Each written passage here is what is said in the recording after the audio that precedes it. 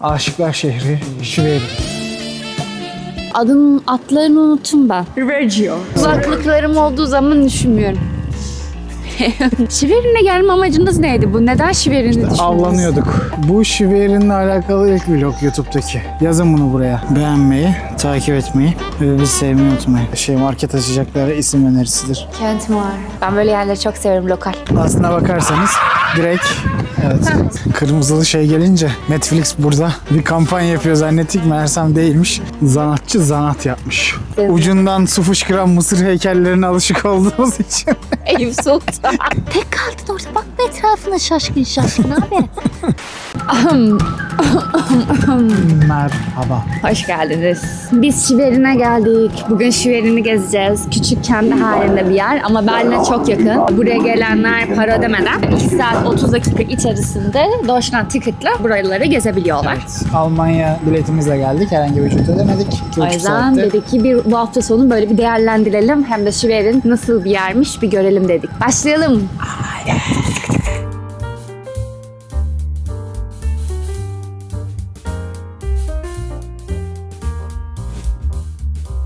Hiç para ödemeden ekstra yavaş olan trenlerle Berlin'den buraya gelebiliyorsunuz. Bize neyle geliniyordu? Reggio. Dur bir dakika. Reggio. Reggio.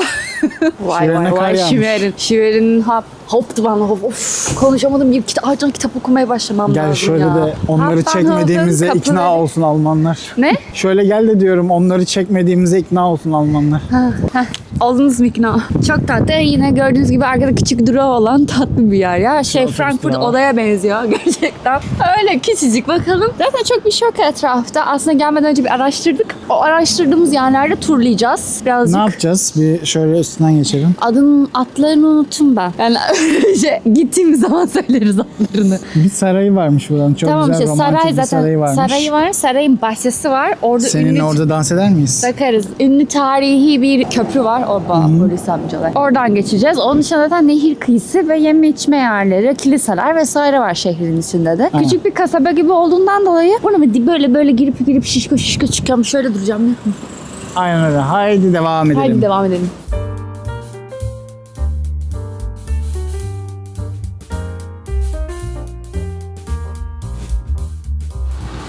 Nereye gidiyoruz? Denize gidiyoruz. Hauptbahnhof otobüs durağına oraya geldik bu arada. Neresi? Ve buradan dedik ki sokaklarda yürümeyelim. Şöyle ilk önce bir o göleti görelim, nehri görelim. Şimdi gidiyoruz. Bakalım siz de izlersiniz. Çok yürü güzel. Bakalım. Hadi. Gösterelim direkt. Evet arkadaşlar gölete geldik. Şimdi cüp yapacağız. Bu arada demin onlara dedim. Sürekli üstümüzde aynı mantolar, kulaklıklar var ya. Sanki her videoda aynı şeyi giyiyormuşuz gibi. Şöyle bir artık yaz gelsin de ya da sonbahar. Tişörtlerle gezebilelim. Şöyle bir rahat gezelim ya. Az kaldı diyeceğim de daha var. Bakın evlere. Böyle eski küçük bir şehir.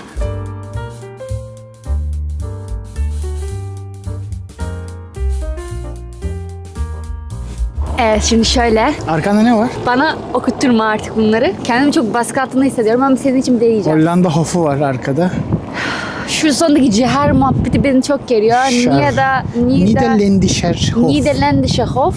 Güzel olan taraf. Gel şöyle bir yakınlaşalım. Buraya geldiğiniz zaman çok güzel yönlendiren tabelalar koymuşlar. Zaten küçük ama biz ilk önce buraya özel Castle'a gideceğiz. Saraya gideceğiz. Schwerin Castle. Müzeye girer miyiz bilmiyorum. Ben sokaklarda gezeriz diye düşünüyorum daha çok ama. Eski Altstadt'a gideriz. Aynen bir eski Old Town'u görürüz. Bir katedrale oralara gideriz. Bu şekilde. Evet. Şuraya bir inelim hadi gel bir. Hadi inelim. Evet burada büyük ihtimal yazları böyle gemi turları oluyor. O bu nedir ya? Koymuşlar ama şu an kış olduğu için kapalı. Bu arada bayağı kar yağmış. Şöyle ama çok keyifli gerçekten. Yükseklik yükselmiş bayağı suda. Böyle ama bayağı keyifli, bayağı güzel bir şehir. Büyük ihtimal şurada merdivenler var. Orada oturma yeri var. Yazın bu arada benim tahminimce herkes oraya içeceklerini alıp keyif yapıyordur gerçekten. Bu çimler de aynı şekilde. Evet muhtemelen o şekildedir. Güzel bir şehir. O kadar da soğuk değil ya, güzel. Soğuk ama işte güzel. Ama. Güzel kulaklıklarım olduğu zaman düşünmüyorum. Bu yakışıklılık ne ya? Ben bu kadar karizma ayakkabı bağlayan biri görmedim yalnız. Karizmanın ikinci anlamı. Hadi götür beni gittiğin yere. Götürüyorum hadi. Hadi yürü bak. Sana şu sarayımdan bahsetmemiştim. Şeydeki postamdaki dışındaki. Postamdaki dışındaki evet. Burası Av Sarayımız. Burası Kuzey Avrupa'daki Av Sarayımız. Şiverin'e gelme amacınız neydi bu? Neden Şiverin'i düşündünüz? Avlanıyorduk. Güzel avlarımız var. Göl manzarasına bakarak mı avlanıyorsunuz? Göle bakarak avlanma gerekiyor. Kaygısız değil galiba bu bina. Yok kesinlikle kaygılı ama burada rakı içiyorduk biz göle bakarak. Evet. Bu arada Avlarımızda yapıyorduk. Arkadaşlar bilen bilir. Postam videosunu izleyin. Çok çok güzel bir videoydu o. Hemen şuraya koy. Hemen şuraya şöyle. Gidelim bakalım, şehre çok yakınlaştık. Devam ediyoruz. Güzel Keşke hava güzel olsaydı da üstümüzdekileri çıkarıp şöyle bir fotoğraf çekilseydik ya. Çok güzel bir çok yapı. güzel, Ne evet. ya? Şu biraz gidelim mi? Gidelim gelin. Efsane bir şey. Bu galiba bahsettikleri o ünlü kilise olma ihtimali var mı? Olabilir. Şiverin'deki. Şiverin'deki ünlü kilise. Şiverin'deki. Adı ne buranın? Şiverin'deki ünlü kilise. Ya işte demin bir önce gösterdik, tabelalarda yazıyordu ya işte o. Çok güzel ama bu arada evlere falan bakar mısın? Çok hoşuma gitti. Eğer bir gün işlerimizden bağımsız bir yerlerde yaşayabilirsek. Bir şey söyleyeyim mi? Güzelmiş. Eskiden gezemiyorduk. Bizim vizemiz falan yoktu. Paramız da yoktu arkadaşlar. Şu anda da var ama hani tabii ikimiz de beyaz yakalıyız. Hani öyle düşün, almaya çalışıyoruz. Üsküp'e ilk gittiğimizde aşık olmuştuk ve Üsküp'e taşınmak istiyorduk. Küçük yerler hep bize Üsküp'ü hatırlatıyor. O yüzden hoşumuza gidiyor. Böyle bir gariban hikayemiz var. Bakın kilise burada.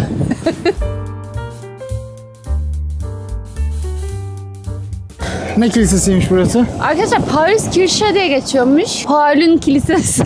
Ama yani gerçekten şu yapıya bakar mısınız? Yani ben aşık oldum. Buraya gelirseniz net bir şekilde görün çünkü mimarisi gerçekten aşırı güzel. Aşırı gotik böyle. Bayıldım ya. Evet bayağı güzel olmuş. Bayıldım yani. Özlemişsinizdir diye düşündüm. Evet, Paris göstermiyor siz ama belki de Schwerin diye bir yerin varlığından haberiniz yoktu ya. Biz Bu arada Paris'i herkes çekiyor. ya Yani. vloglara gelmeden bir bakalım hani kimler nerede neymiş falan fisman ya da nereler var. Mesela hiçbir tane vlog bulamadık Türkçe. Evet, bu Schwerin'le alakalı ilk vlog YouTube'daki. Yazın bunu buraya. Yaz şuraya. Burası İlin Ministry'miş. Ministry'm İçişleri Bakanlığı. Ama eyaletin İçişleri Bakanlığı. Aynen. Yani. Zaten eyalet sistemi bilmeyenler. Yani Burada böyle. böyle bir anıt var arkadaşlar. Şurada göreceğiniz gibi fotoğrafını. İnsanlar buraya mumlar bırakıyorlarmış. Mum yakıyorlarmış burada. Yani özgürlük Mum adına zinciri diyor bıraktıkları hatta. bu arada. Ne zaman? 89 yani burasının Doğu Berlin'de olduğunu düşünürsek aslında Sovyet rejimine karşı bir isyan. Duvar yıkılsın isyanı. Evet, her yerde varmış zaten o dönemde ama böyle büyük şaşalı bir yapının önüne koymaları ilgi çekici olmuş açıkçası. Size de gösterelim dedik. Bizim çok hoşumuza gidiyor. Duvara dair kalıntılar ve tarihiyle alakalı anıtlar.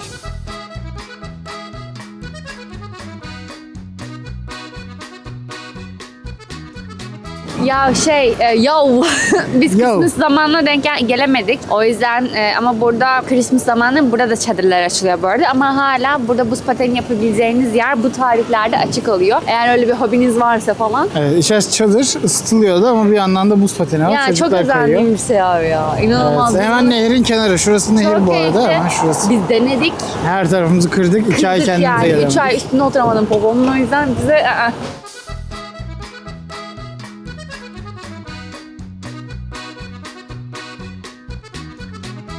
Beğenmeyi, takip etmeyi ve bizi sevmeyi unutmayın. İnsanlar bazen yol ayrımına gelir ve bu süreçte bir karar vermek zorundadır. Arkamızda Çok şöyle zor bir yol var. tabelaya bakacağız. Bakalım. Bir de şuradan giden şöyle güzel bir yol var. Evet, bütün sokaklar çok güzel bu arada yani. Birinden gelelim, dönerken de diğerinden döneriz istersen. Şöyle bir çözüm. O zaman şuraya Şöyle bakalım. bir çözüm. Burası daha hareketli gibi. Gel. Evet. Hedefimiz neresi? Şulos. Schloss'a gideceğiz. Rathaus, Altegarten. Her şey bu tarafta aslında. Aynen. Bu arada Oraya bir şey gidelim. söyleyeceğim. Schloss'un orada zaten şu Old Garden Square. Hemen önünde. Aynen. Hem de zaten Parkirche'yi de gördük. Old Town'u gezeceğiz. Açıkçası orayı çok merak ediyorum ben. Hepsi o tarafta ama. Evet, şöyle bir Schloss'tan başlayalım.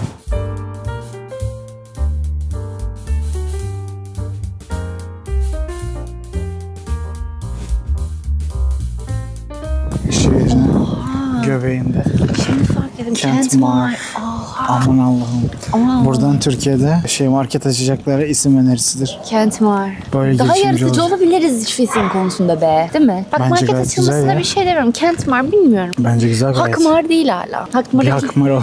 birazdan muhtemelen daha yakınlaşacağız ona doğru ama uzaktan bir keselim dedik. Çünkü çalışma var yolda.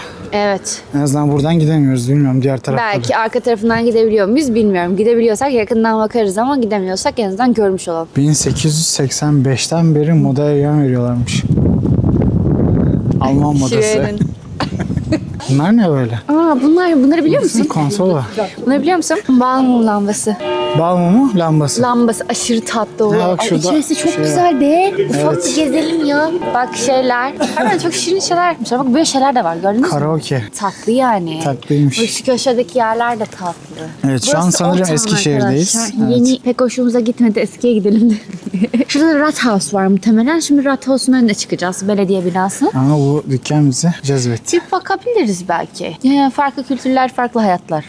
Şöyle bir kenara çekeyim size iki çift lafım var. Oo burada çok güzel pub tarzı yerler var. Bakın. Evet bak burası güzelmiş. Çok güzel. Renkler de çok güzel. Ya arkadaşlar ben ona enayi gibi mi duruyorum? Bir şapka beğendim. Şapka çok severiz. Yani böyle renkli renkli birinde kalp var, diğerinde X vardı falan. 40 euro abi.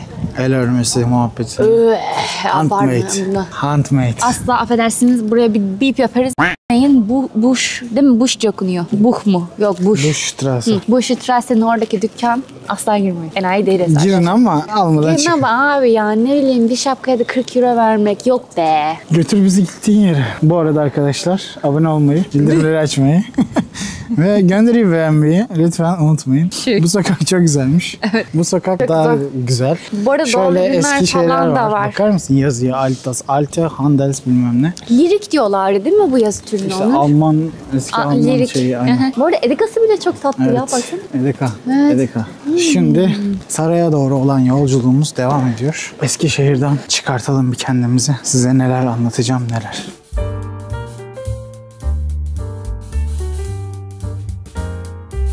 Şu an Rathaus binasının önündeki meydana geldik. Buraya birkaç hafta önce gelseydik eğer şu arkamızdan Tam gördüğünüz. Arstadt, Old Town, Noel Pazarı açılıyor. Çok Aynen. güzel oluyormuş. Buraya birkaç hafta önce gelseydik muhtemelen burada bir Noel pazarı vardı. Tabii biz kaçırdık onu. Ayın 30'unda bitiyor. 30 Ocak diyorum. Aralık. 30 Aralık'ta bir Aynen 30 kapandı. Aralık'ta bitiyor. O yüzden biz kaçırdık onu. Ama güzel bir meydan. Eski bir şehrin böyle havasını hissetmek hala o şeydeyiz. Evet o, ve arkadaki görüntü de gerçekten mahalledeyiz. zaten Ama bu tarz orada hala bir lounge var. Sıcak şarap lounge'u. Aynen. Şurada hemen. Evet bu tarz eski yerlerde de genelde böyle büyük bir meydan oluyor zaten. O yüzden klasik bildiğimiz tarihi büyük bir meydandayız şu an ama her zaman biz eski hani Old Town'u tercih eden bir çiftiz. Siz nasılsınız? Yorumlara bırakın. Yorumlarda buluşalım.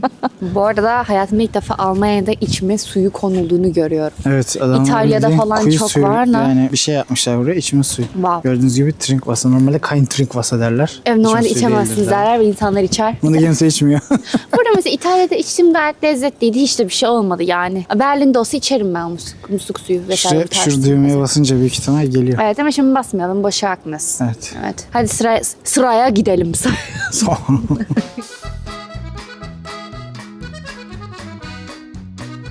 Burada çok fazla sanatla alakalı şeyler var. İşte kültür forum yapmışlar. Art Center diye. Ondan sonra kendi devlet müze binalarında sanatla alakalı sırf ayırdıkları bir kesim var. Ve yol boyunda yürüdüğünüz zaman tabelalarda farklı bu alanda kültürel şeyler de bulabiliyorsunuz. İşte denkmal, hatıra taşı, müzeleri, forumu. Hemen yanımızda da şöyle bir şey var. Yani o yüzden bence güzel. Sadece fiyat olarak biraz fazla. Her yerde niye çalışıyorlar. Onun dışında sevdim. Güzel şey verin. Yok yok. Yok böyle bir şey ya. Bir dalsana şöyle bir içeri bir kaybolalım. Neymiş orası? Bilmiyorum ama buradaki yani yerler, giyinme yerleri Burada gerçekten yan çok tarafımız lüks. kafe arkadaşlar şu. İhtişam ve Şöyle bir şey var. Teyze köpeğiyle gelmiş. Köpeğinde toka var falan. Teyze bize bakıyor garip garip. şu dükkanda.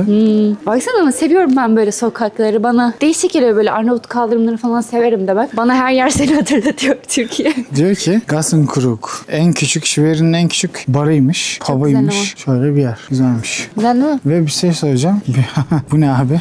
Glühwein 1 1 euro euro, abi. Glühwein 1 euro derken Ah to go yani Glühwein 1 euroymuş. yani alıp gittiğinizde 1 euro. Alıp gittiğinizde Berlin'e götürebilirsiniz diyor yani. Bilmiyorum da burayı çok sevdim. Biraz gezdikten sonra buraya gelip Buraya istersen gelelim. birer tane bira içebiliriz Birer seninle. tane Ne bira diyorsun? içelim. Hadi bakalım. Ben böyle yerleri çok severim lokal. Öyle yapalım. Burada 14. arkadaşlar, yüzyılda. evet şöyle bir şey keşfettik. Bu demin çıktığımız, girdiğimiz sokak şehrin en eski sokaklarından bir tanesi. 14. yüzyılda yani 1300'lü yıllarda kurulmuş, inşa edilmiş. Öyle bir sokak. Alt tarafı Oturma yeri yapmışlar. oturma yeri yapmışlar. Normal içerisi butik bizim bayağı Instagram'da satan hani emekçi ablalarımız gibi de içeride aynı ürünler satılıyor ve ama öyle şey bir pazarlanıyor ki sanki hani Fashion. tasarımlar var gibi. Ben Modanın kalbi şiverinde atıyor.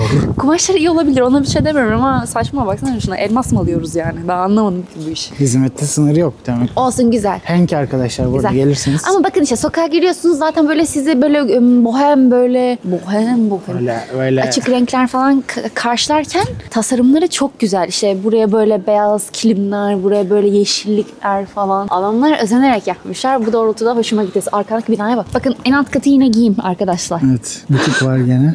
Bu taraf mobilyalar var orada. Sağ Ev tarafta da malzemeleri. butik var. Bak Orası butik da yazıyor zaten kadın camda. butik. Aynen. Evet, yukarısı da güzel bir ev ya da otel mi artık her Öyle bir neyse. şey. Cafe Prag var falan. Evet, arkamda gördüm bu arada. İnsanlar yemek yiyorlar. O yüzden çekmek istemedim orayı. İyi Ama yap. şöyle menüsünü çekebilirim.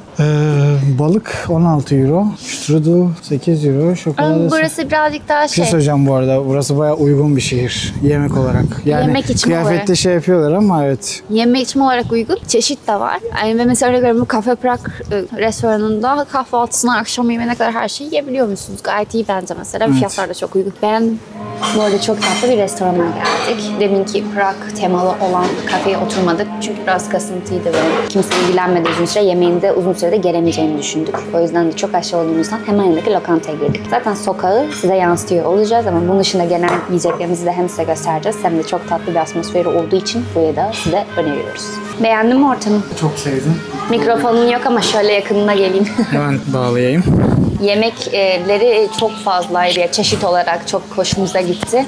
Evet. Restoranın ismini söyleyemeden menü kartını aldılar. Çıkışta gösteririz restoranın ismini. Spaleto. Ama gösteririz. Bilmiyorum ama gerçekten sunumları da çok şık böyle. Ve önceden koltuklar çok rahat, mekan çok güzel. Böyle büyük bir camın önünde. Cidden keyifli bir mekan. Çok keyifli bir mekan. Biz çok beklemeyi sevmiyoruz arkadaşlar bir şey sipariş edeceğimiz zaman. Evet, biraz daha böyle daha rahat ortamlarda olmayı seviyoruz. Şimdi bir şeyler yiyeceğiz. Makarna ve pizza söyledik. Bu Hayvanlık arada aynen yaptık onu biraz. diyecektim şey. 2 tane spagetti istedik, bir tane pizza istedik. Pizzayı İstanbul yapacağız. Ben bolognese istedim. Pizza Onur ortaya. adını daha önce duymadığım bir şey istedi. Bilmiyorum artık nedir ama. Spagetti hiç yemeyi beceremem. Şimdiden çıkacak görüntüler için kusura bakmayın. İşte bu benim kola. Ondan sonra bu da Onur'un kolası. Şarap içeriz diye küçük aldım. Şu an bir tık pişmanım. O şekilde. Haydi Bizim bakalım. evdeki bardaklar bu arada. Evet. Buradayız. Evet. İnsanları çok rahatsız etmek istemiyoruz. Ondan dolayı bu şekilde anlattım. Pizza zaten margarita istedik ama makarnalar da şahane geldi bu arada. Ve gerçekten çok uygun. Şimdi bunları izninizle gömeceğiz. Bu arada benimki bildiğiniz bolognese ama Onur'unki bir değişik kokuyor. Bir güzel kokuyor. Sarımsaklı makarna aslında ya. 1 hour later. Ay, Doydun mu? doydum da içerisi sımsıcaktı. Şimdi çıktık. Yemin ediyorum çok soğuk ya. Bilgi bir soğuk var arkadaşlar. Bu arada çok güzel bir yemek yedik. Şurada gördüğünüz O Saletto. Saletto diye bir mekanda Arkadaşlar, tavsiye ederiz. Gerçekten şahane. Pizzaları da, hamurları falan mükemmel. Makarnaları da Makarnalardan. mükemmel. Onur'un yediği özellikle. Sarımsak, şu an adını telaffuz edemiyorum. Malelio'ydu. Bilmiyorum da çok şey Ama ama bakarsınız zaten içeriğinde sarımsaklı bir makarna sadece sarımsak, etsiz. biber ve zeytinyağı olan mükemmel bir makarna yedik. Bak, Tavsiye aklım ederiz. kaldı öyle böyle değil. Yani şarap diye oturduk. Öyle bir gömdük ki kolumuzla. Aman karnımız doydu. Bugün de doyduk yani. Şu tarafa doğru gideceğiz. Evet. Şöyle saraylar, Köprüden kuleler. geçeceğiz. Köprüden dolmadan geçersek sarayın oraya gideceğiz. Anahtarını veriyorlar sarayın. Orada bahçe var. Bir bahçeye bakarız. Şiverin gerçekten çok ufak bir yer arkadaşlar. Öyle böyle ufak değil. Zaten geçen baktık 90-100 bin kişi falan 100 bin yaşıyormuş. kişi yaşıyor. O yüzden gerçekten küçük bir köy, kasaba vari bir yer. O yüzden çok fazla zaten gezecek yer yok. Artık belli yerleri gezdikten sonra istediğiniz müzeye gidip görebilirsiniz ya da deneyimleyebilirsiniz işte farklı yemekleri falan ama Berlin'de ya da Almanya'da ya da dünyada ne buluyorsunuz burada da onlar var. Öyle söyleyelim hani. Ama burası özellikle güzel çünkü porsiyonları güzel. Yerseniz net doyarsınız buraya gelince. Diyelim ve biraz daha içeride ısınır ondan sonra saraya geçeriz. Çünkü biz alta dönmeyi planladık ve saat 2. Bitti burası. Ne yapacağız bilmiyorum. Şiver'in sarayı. Onur yemin ederim 5'tir söylüyor. Şirinlerin sayı... Sen bizi dinleme artık ya. Onur 5 kere söyledi. Şirin sarayı anladın ne? Benim üçlü olsun. Siz verin üçlü olsun dedi. Bir tanesine. Şiver'in sarayı.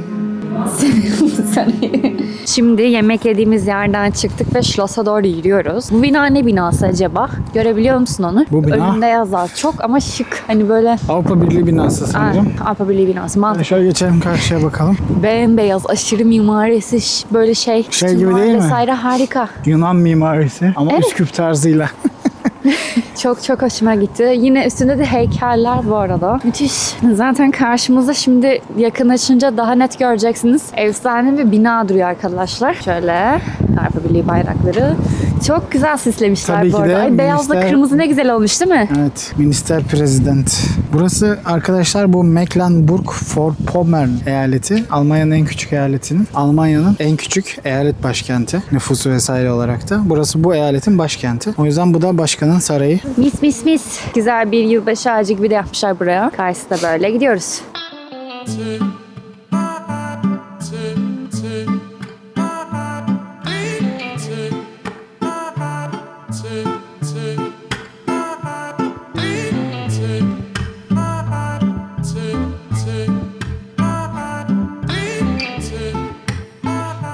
Gel bakalım canım. Geldim arkadaşlar. Çok soğuk. Aşırı soğuk. Uzun zaman sonra üşüdüğümüz bir video çekiyoruz. Çok soğuk. Hissedilen -10. Şu an bir ada üzerine durayın. Ada üzerine duran saray. Göreceksiniz havadan da birazdan. Şu an bir köprünün üzerindeyiz. Arkamızda saray var. Bu altımızdaki göl Almanya'nın en büyük 4. gölü. Bayağı büyük bir göl. Zaten şehri tamamen çevreliyor bu göl. Arkamızdaki saray da aslında şöyle kısaca bir geçelim üzerinden. 10. yüzyılda şehir Slavlardan Almanlara geçiyor. Ve Almanlar şehri aldıktan sonra yavaş yavaş bu bölgeye, burası zaten komple bir adacık, şu bölge. Ve o adaya yavaş yavaş kale inşa ediyorlar. Arkamda gördüğünüz yapı aslında bir kale inşası olarak başlıyor. Çok eskilerde. Ama bu Alman romantik mimarisi olarak geçen, romantik dönemi olarak geçen bu dönem. Pittoresk mi? Öyle bir şey. Bu dönemde 18. 19. yüzyıllarda yani yaklaşık 150 yıllık bir saray diyebiliriz. Ama bu bölgenin, Kuzey Almanya'nın cidden en önemli yapılarından bir tanesi. Evet. Zaten bu şehirde aslına bakarsanız direkt Söylüyor. Pittoresk saray olarak Pittoresk geçiyor. saray olarak geçiyormuş. Bir de bence önemli olan senin dediğin de 1913'te burası yangın mı oluyor? Bir yıkım bir şey yaşıyor. Sonra 1918'de Büyük Dük'ün tahta inmesiyle beraber tekrar yapılanma sürecine giriyor. Aslında tarihi olan bir yerde diyebiliriz. Zaten ihtişamından da belli oluyor. Eğer bir bina bu kadar güzelse bir şey geçirmiş oluyor genelde. Böyle yakından bir bakalım. Daha sonrasında bir köprüden geçeceğiz zaten. Bir de bahçesine bakacağız. Evet, hem bahçesi hem Schloss. Şimdi ortadaki bahçesine gireceğiz, bakacağız. Böyle küçük küçük görüntüler göstereceğiz size. Hem de Belki arkada içeride kocaman müsaade bir etmezler bahçesi var. Biz bu zamana kadar hep public'te görüntü aldığımız için buna çok karışamıyorlar. Yani buna tabii ki zaten karışmasınlar. Ama saraya girdiğimiz anda iş hani bir de böyle kamerayla ticari mi yapıyorsunuz, ediyorsunuz, bunun için izin almanız gerekiyor diyebiliyorlar. O yüzden de elimizden geldiğince görüntü alacağız ama en azından size bu ihtişamı dışarıdan da göstermek istedim.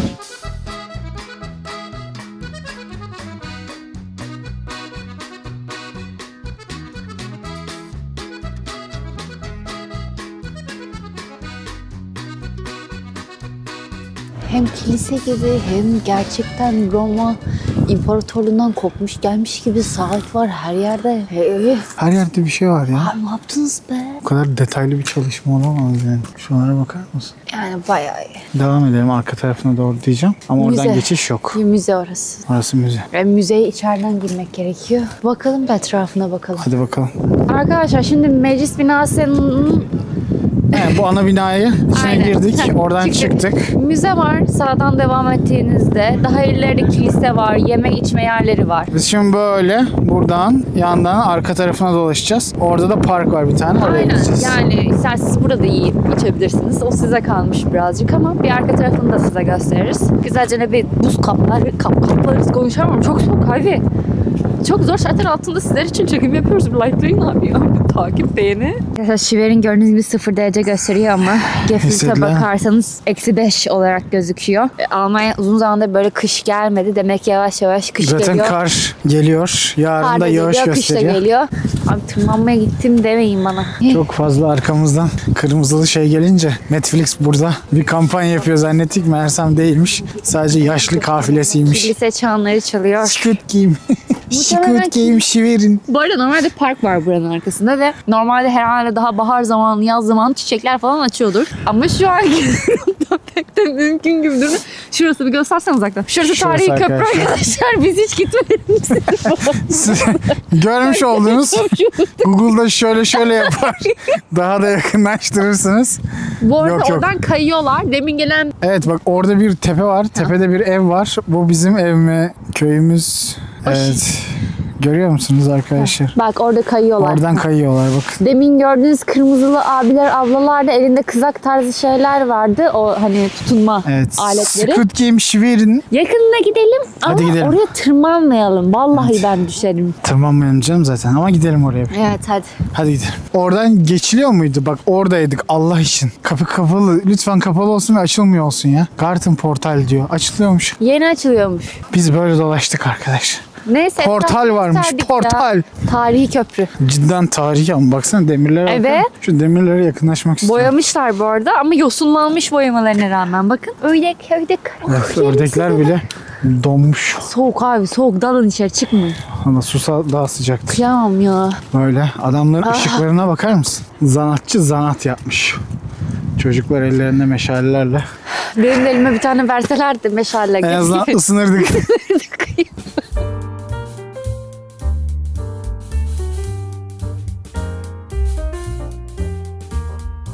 Berlin'in Wilhelmleri nasıl ünlüyse Sen de geç oraya 6. bilen. buranın da Fransları ünlüdür. Evet. Bakın Doğru. Hamburg bölgesinin Fransları ünlüdür. Friedrich Franz II. İkinci Friedrich ve atı. Rüzgarı kesiyorlar. Rüzgarı da kesiyor. Şimdi çok önemli bir soruyla devam ediyoruz. Hangi saray? Gel ağzıma sok.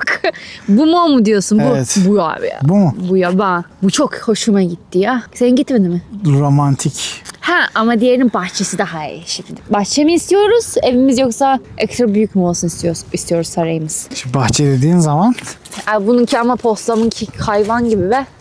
bu tarla. Bahçe değil. Yaparsan bahçe olur. Bilemedim şimdi Potsdam'da ama avlanma alanı falan da var. Evet. Emlakçı gibi ben. Arkadaşlar postamı da izleyip yorumlarda buluşalım. Tarla mı bahçe mi? Potsdam diyenler Potsdam yazsın. Schwerin diyenler Schwerin yazsınlar. Hangi saray daha güzel? Aa bak bu benim bu benim ya. Bu benim babam ya. Bu benim amcam. O yüzden çok zekiyimdir ben yani. Oradan geliyor hep. Fransızlardan geliyor yani. Bu biraz agresif bir aile. O savaşçı. Onunla çok. Önüne savaşçı bak. Bakar mısın felsefeye? Bak şimdi uzaklaşıyorum biraz. Bak Kral Franz. Önünde iki savaşçısı yolunu açıyor. Arkada bilim adamları Bilim adamları ve şey muhtemelen. bilim yapıyor. Yani bu devlet hukuk kanunlarını yazan ya da ne bileyim Aynen o öyle. tarihi kayıta geçiren kişilerdir diye Evet. düşünüyorum. Entelektüeller diyelim. Entelektüeller arkasında. Önünde askerleri. Yürü ya kulum. Güzel güzel ya. Bak zaten şurada da resmediyorlar abi. Bak böyle garip Evet bak. bir kılıç tutan İkinci da var, Frans. şapka tutan da var. Ve avarileri. Bu arada çok güzel yapmışlar heykeli ya hakikaten. Buraya geldiğimizden beri en çok incelediğimiz şey bu olabilir. Evet kendi Biz çapında cidden. hayatımızda daha önce hiç böyle statü şey yapmadık, Biz incelemedik. ucundan su fışkıran Mısır heykellerine alışık olduğumuz için Eyüp Sultan. Eyüp Sultan Meydanı'nda böyle zanat görünce yadırgıyoruz. Adamın açıklaması var o Mısır şeyinde yapan, heykelinde yapan. Evet. Adam da haklı. Ne yapacak ki? O kadar. Bunlara müsaade yok. Çıplak falan zart zurt diye. Adam da ne yapmış? mısırın ucundan. İsteyen giydiriyor. Bak giydirmiş adam. Kardeşim çıplak ama şimdi buraya bir kadın koyamazsın. Memo ucu Eyüp gözüküyor. Sultan'da. Bunun altından geçeceğiz. Yürü bakalım Onur Bey, düş önüme. Üsküdar'a giderken. Burası şeyin şarkısı. Gel bak. Ne o? Vals. Döneceğiz. Nasıl? Mantolardan hareket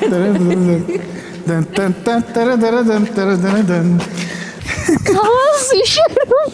Isındı işte. Hayır, ısınmıyorum. Mantolardan hareket edemiyorum. Baksana 2 tane gerizekalı mantolu şeyin ortasında. Çok güzel bak. Bu arada demin bir gelin gördük. Bayağı böyle 0 kol gelinlik falan. Yapmayın arkadaşlar, hiç gerek yok ya. Evinizde vallahi yuvarlanın ya. Tam Aşıklar Şehri Şiverin. Başlığı attım ben. Olabilir. Ya. Nice. Şuradaki valsimizde. Nice. Gelir misin? Bakın arkadaşlar. Buz tutuyor. Ben buz gibi buz. Acındırma o kendini, atmayayım diye. Çok hastayım amirim. Ben elimi çıkarıp sana atamam, yoksa ellerim donar. Evet arkadaşlar, maksimum yakınlaşabildiğimiz bu kadar. Ama ben sizin için şöyle bir son kez daha yaklaştıracağım. Evet, gördüğünüz Bayağı gibi. kayıyorlar. Bu arada bir şey söyleyeceğim. Onun önüne bir şey çizmişler. Kayan insanlar suya düşmesin diye arkadaşlar. Evet. Oradan sağda solda Bir merdiven ağ var. var orada. Oradan Gördüğünüz gibi kayıyorlar çıkıyorsunuz, yukarı böyle. tırmanıyorsunuz, yukarıdan kayıyorsunuz. Buranın etrafında şurada hep restoranlar var arkadaşlar. Böyle kafe var, orada gösteriyordu. Zaten sağ tarafımızda şehir. Evet, Orta. karşı tarafta şehir şurası. Aynen öyle. Arada gene nehir var ya da göl Şimdi var. biz karşıdan karşıya geçerken bir de oradan geçeriz diye Şimdi buradan söylüyorsa. geçip şehrin tekrar içine doğru Evet. gideceğiz. Bak şimdi. Bak şimdi. Harita var zaten. Biz burada başladık. Size gösterdiğim saray buradaydı. Ve daha sonra Ossetünü, orası kayılan yer. Altı olacak şekilde böyle devam ediyor. Bunlar da içinden geçtiğimiz deminden vals yaptığımız araçlar. Şunlar. Ve arkadaşlar biz daha soğuktan gezemedik ama mesela 7 açık hava tiyatrosu. İşte 8 hipodrom olacak şekilde. Evde de Jugend Temple dedikleri bir şey var herhalde, çocukların hani böyle oynadığı bir şey var ya. Yap boz gibi. Olabilir. Böyle birçok farklı yer var yani. Denkmaller, restoranlar. Daha güzel bir havada gelirseniz bir güzelce gezebilirsiniz bence. Keyifli olacağını düşünüyorum. Hava güzel olduğunda açıkçası. Gezmeye çıkmışlar. Dünya tatlısı öleceğim. Nereye gidiyorsunuz? Size bir tanesini eve götüreyim ben. Sizle arkadaş olursunuz ya. Oynarsınız biraz. Ya arkadan gelene bak. Hızlı ol. Tek kaldın orada. Bakma etrafına şaşkın şaşkın abi.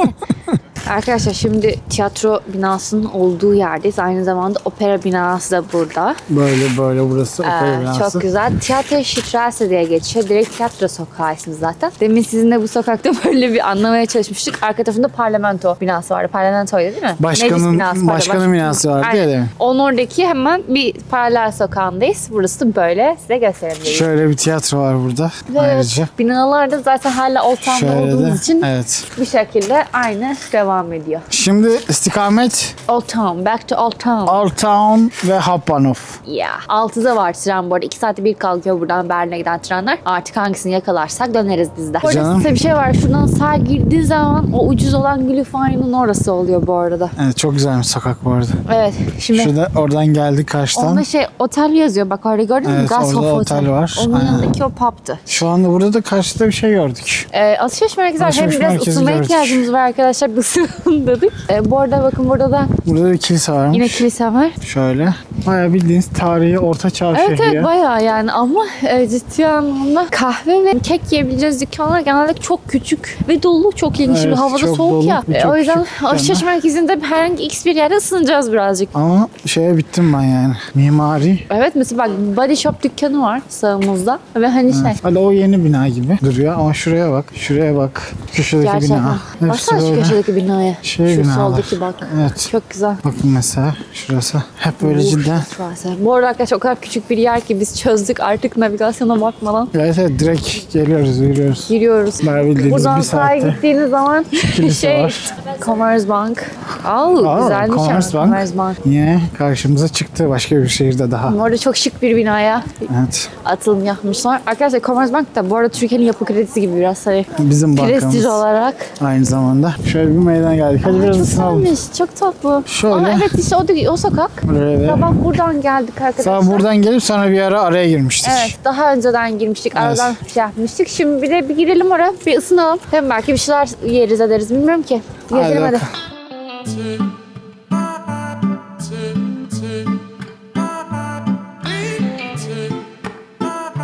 Selam. Biz biraz ısındık çıktık. Tabii hala soğuk da. Burası da çok güzelmiş arkadaşlar. Old Town. Hani eski olan burası yeni yer. İşte Evet. birçok banka var. H&M, Depot. Yani çok hoş bir Güzel meydan. ya. Karşılıklı 2 tane alışveriş merkezinin olduğu Aynen. böyle bir merkez. Burası yeni bir insanların daha çok geçirdiği bir Bu merkez. arada buradan burası Marienplatz durağında. Buradan bir tramvay da geçiyor. Muhtemelen daha yerel yerlere doğru giden bir tramvay hattıdır diye düşünüyoruz. Şu an olduğumuz konumda Hauptbahnhof durağı da mesela 10 dakika. Çok yakınız. 10 dakika yürüme mesafesinde. Bizim de yaklaşık 1 saat içerisinde trenimiz var. Berlin'e geldik. Biz buraya nasıl geldik? Tekrar edelim bir. Biz buraya regional trenlerle Benim geldik. okuyamadım. Regional. Buraya Regio. Hamburg'dan ve Berlin'den regiolar var. Hamburg çok daha kısa sürüyor. 1 saat belki 1,5 saat civarında o Hamburg'dan buraya geliyorsunuz. Berlin'den de yaklaşık 2,5 saatte buraya geliyorsunuz. Genel olarak böyle Berlin'le Hamburg arasında kalan bir şehir. Evet, akşam olmaya başladıkça ışıklar daha da güzel Işıklar gözükmeye güzelleşti, başladı bu evet. arada. O yüzden keyifli. Biz de trenimizi bekleyeceğiz. Bir sonraki videolarda görüşmek üzere. Kendinize dikkat edin. Ve ben kapanış yaptığınızın farkında değilim. Bir dakika bir vedalaşayım merkezde. Teşekkür ederim. Ay konuşamıyorum, çok soğuk. Teşekkür ederim izlediğiniz için. Şöyle bir ani geçiş. Zor şartlar altında olsa bizim için de çok keyifli oldu. Burayı keşfettik. Bizi desteklemeyi lütfen unutmayın. O şekilde. Bir sonraki videolarda görüşmek üzere. Bye bye. Ciao.